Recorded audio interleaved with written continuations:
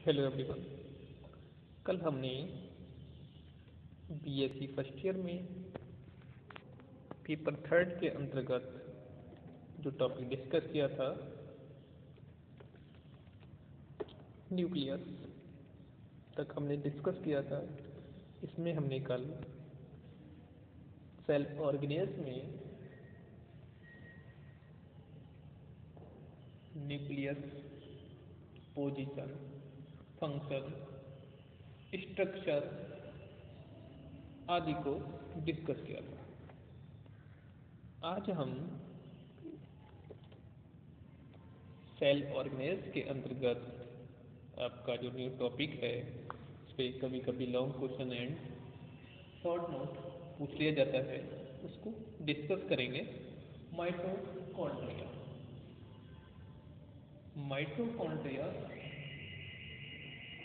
जिसको कि power house of the cell भी कहते हैं, यानी कोशिका का विद्युत घर। आप लोगों ने इसे पहले पढ़ा होगा, इस नाम से इसे जाना होगा।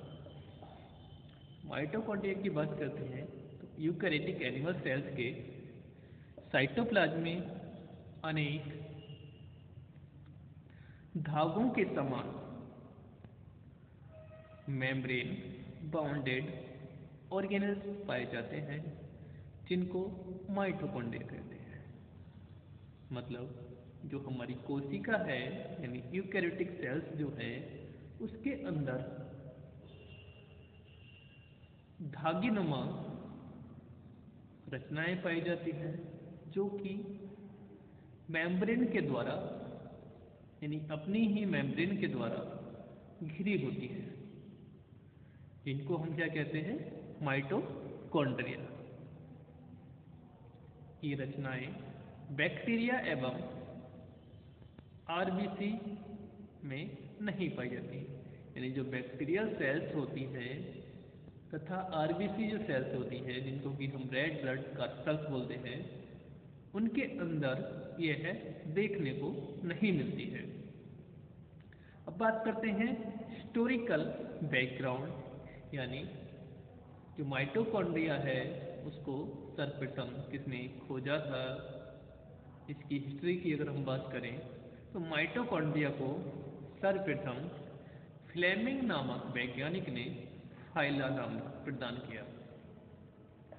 मतलब जो फ्लेमिंग नामक वैज्ञानिक थे, उन्होंने इसको फाइला नाम दिया। और सन 1857 में कॉलिकर ने सर्वप्रथम इंसेक्ट की स्ट्रिएटेड मसल्स यानी रेखित पेशियों में देखा था, तथा इन्होंने इनको नाम सार्कोसोम नाम दिया। यानी जो कॉलिकर नामक वैज्ञानिक थे, इन्होंने इंसेक्ट की स्ट्रिएटेड मसल्स, जो कि इनके विंग्स वाले पोर्शन में मिलती हैं, उनके अंदर इन रचनाओं को देखा, इन ऑर्गन्स को देखा, इन सेल्स को देखा, इन माइटोकॉन्ड्रिया को देखा, और इसको नाम क्या दिया, सार्कोसोम। अल्टमान ने इस रचना को बायोप्लास्ट नाम दिया। यानी जो वैज्ञानिक थे आपके अल्टमान, उन्होंने जो माइटोकॉन्ड्रिया था इसको बायोप्लास्ट नाम दिया। और अंत में जो वैज्ञानिक थे सी बेंथम, इन्होंने 1897 में इसको माइटोकॉन्ड्रिया नाम दिया।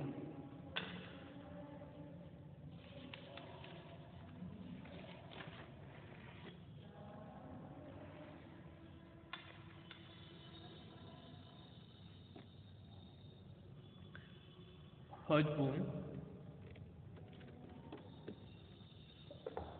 ने 1948 में यह जानकारी दी कि इस रचना में कोशिकीय श्वसन की क्रिया होती है, जिसके कारण, यानी जिसके परिणाम स्वरूप रासायनिक ऊर्जा एटीपी के रूप में बनती है। तब से इस ऑर्गेनेल्स को कोशिका का पावर हाउस कहते हैं। यानी कोशिका के पावर हाउस की बात करें, यानी जो सेल का पावर हाउस का प्लांट बोला जाता है माइटोकॉन्ड्रिया को, तो किसने नाम दिया? हॉजबूम। हॉजबूम नामक वैज्ञानिक थे, उन्होंने 1948 में इसे power house of the cell किया, नाम दिया। नेक्स्ट, हेवरमॉन्ट 1956 ने माइटोकॉन्ड्रिया में डीएनए अणु की उपस्थिति के बारे में जानकारी दी तथा नाथ यानी ने 1953 ने ये पूर्णतः स्थापित किया कि डीएनए अणु माइटोकॉन्ड्रिया में पाए जाते हैं। मतलब हेवरमॉन्ट जो वैज्ञानिक थे, उन्होंने माइटोकॉन्ड्रिया के अंदर डीएनए की पुष्टि की, लेकिन 1953 में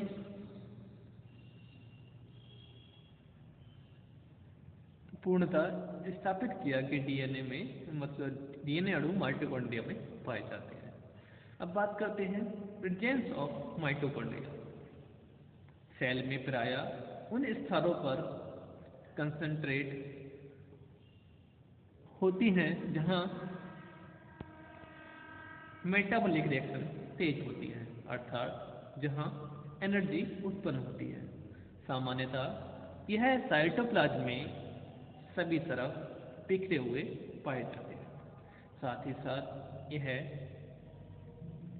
केंद्रक तथा प्लाज्मा मेम्ब्रेन के परिधीय भाग की तरफ पाए जाते हैं।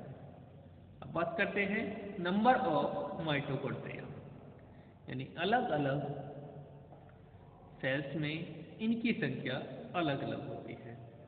एक कोशिकीय प्राणी में यानी माइक्रोमोनास में केवल एक माइटोकॉन्ड्रिया पाया जाता है। ईस्ट सेल में इनकी संख्या लगभग 10 से कम होती है। इनकी संख्या सबसे अधिक इंसेक्ट की फ्लाइट मसल्स में होती है, यानी जो इंसेक्ट होते हैं उनकी जो फ्लाइट मसल्स होती हैं उनके अंदर माइटोकॉन्ड्रिया की सर्वाधिक संख्या होती है, क्योंकि इंसेक्ट को उड़ने के लिए काफ़ी एनर्जी की आवश्यकता होती है, इसलिए उनके मसल्स में इनकी संख्या अन्य एनिमल्स की तुलना में अत्यधिक होती है। कशेरुकी प्राणियों में इनकी संख्या 100 से 1000 तक होती है। यकृत की सेल यानी जो आपका लीवर होता है, लीवर की जो सेल्स है में इनकी संख्या 100 to 160 तक होती है। वह सेल्स जो अधिक सक्रिय होती हैं उनमें माइटोकॉन्ड्रिया की संख्या ज़्यादा होती है। अतः ऐसी सेल्स जो ज़्यादा एक्टिव पोजीशन में रहती हैं उनमें माइटोकॉन्ड्रिया की संख्या जो होगी वो सबसे अधिक देखने को मिलेगी। अब बात करते हैं इसके साइज की। अगर साइज की बात की जाए तो माइटोकॉन्ड्रिया का साइज अलग अलग सेल्स में अलग अलग होता है। यह सेल्स की क्रियात्मक अवस्था पर निर्भर करता है। प्रायः इनका साइज 1.5 माइक्रोन से 7 माइक्रोन तक लंबा तथा इनका व्यास 0.2 से 1.5 मिलीमाइक्रोन तक होता है। अब बात करते हैं स्ट्रक्चर ऑफ माइटोकॉन्ड्रिया, यानी माइटोकॉन्ड्रिया की शेप अलग अलग सेल्स में अलग अलग होती है। यह प्रायः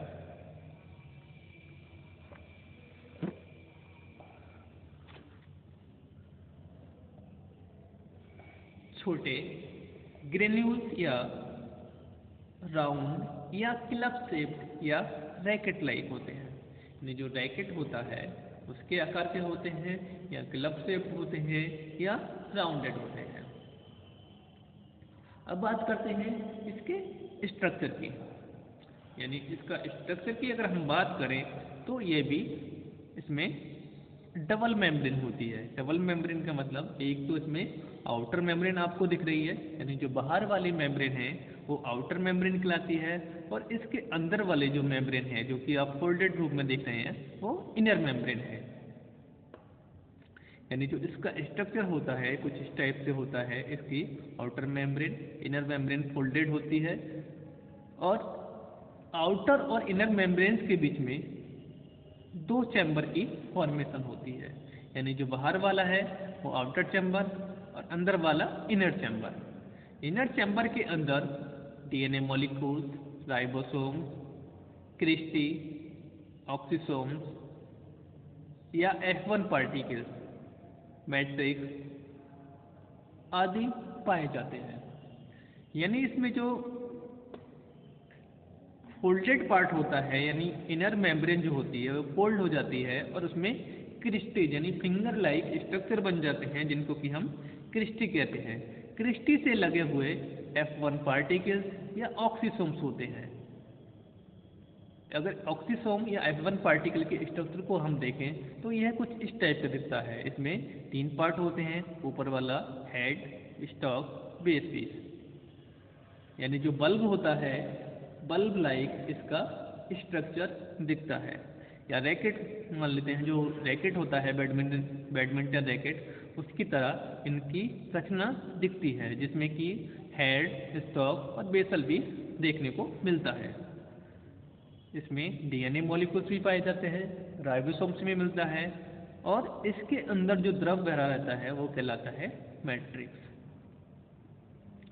तो अगर हम बेसिकली बात करें तो इसमें 2 मेम्ब्रेन होती हैं, आउटर मेम्ब्रेन, इनर मेम्ब्रेन, और 2 chamber, outer chambers and inner chambers. Outer chambers जो है फोल्ड होकर क्रिस्टी की फॉर्मेशन करता है, और क्रिस्टी के अंदर जो इनर चैम्बर है उसमें matrix, DNA molecules, ribosomes, F1 particles आदि देखने को मिलते हैं।